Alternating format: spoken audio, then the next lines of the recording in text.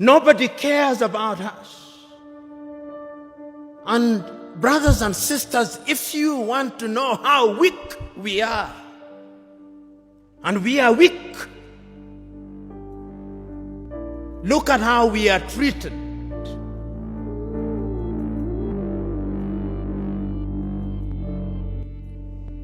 Last month,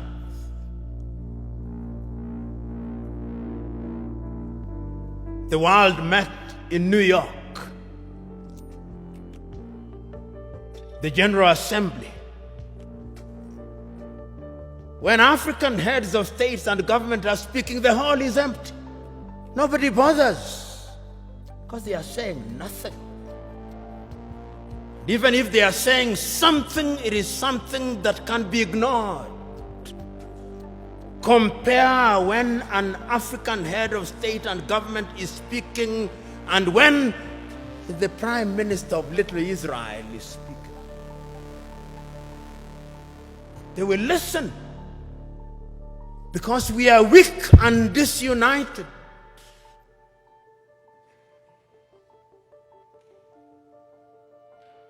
So we have a weak continent because the spirit of Pan-Africanism disappeared.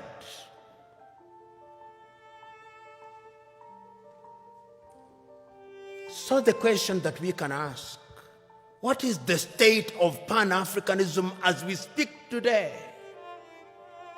The African Union, which is weak, says the right things and does the wrong things 9 out of 10 times.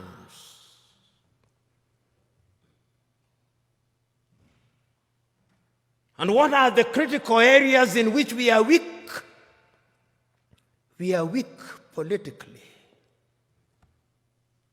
because nobody listens to us.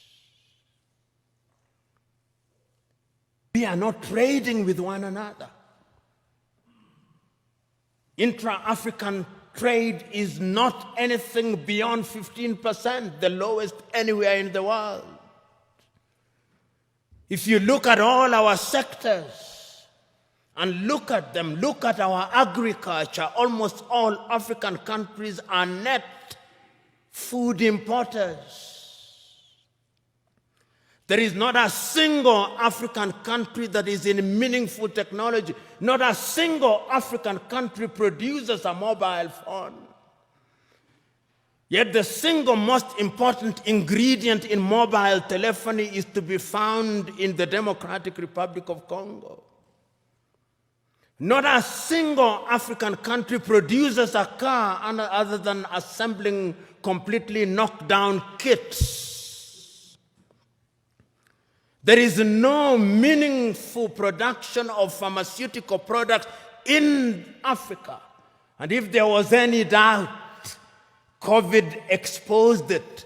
All African countries, the 55 of them, are waiting to either receive Sinovac from China, Sputnik from Russia, AstraZeneca, Johnson or Moderna.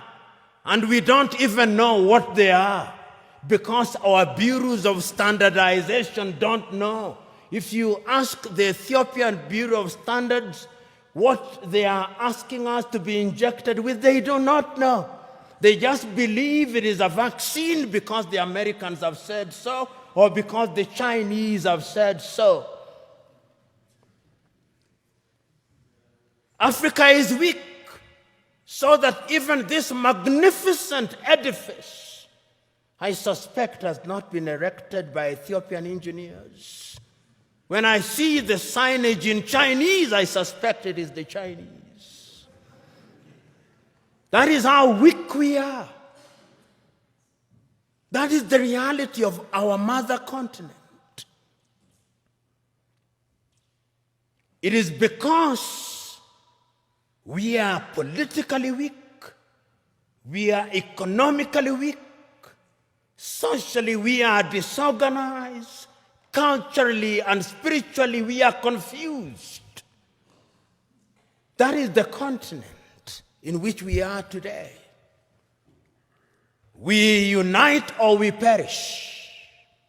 that as I travel along across the world, people do not care about our Tanzanianness or our Ghanaianness or our Kenyanness or our Ethiopianness. In their eyes, we are all Africans.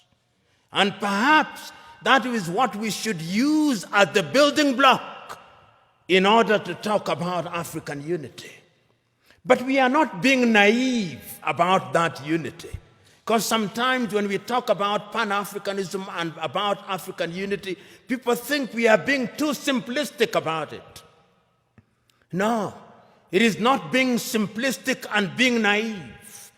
It is recognizing that as long as we remain the way we are, then Africa in the next 25 years will be recolonized.